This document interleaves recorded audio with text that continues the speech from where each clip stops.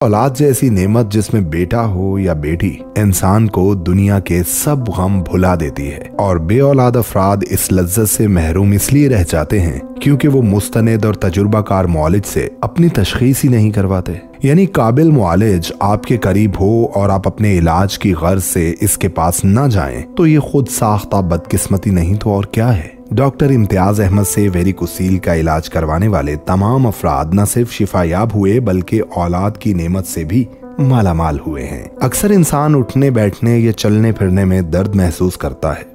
शुरू में तो ये दर्द कुछ मीठा सा महसूस होता है मगर इलाज में ताखीर से ये दर्द अक्सर बहुत बढ़ भी सकता है। आप या आपका अजीज वेरिकोसील का सामना कर रहा है तो वेरिकोसील को काबिले इलाज समझें और प्रोफेसर डॉक्टर इम्तियाज अहमद से चेकअप में हरगिज ताखीर न कीजिए। प्रोफेसर डॉक्टर इम्तियाज अहमद से राबिता करने के लिए आप अपनी रिपोर्ट्स व्हाट्सएप भी कर सकते हैं या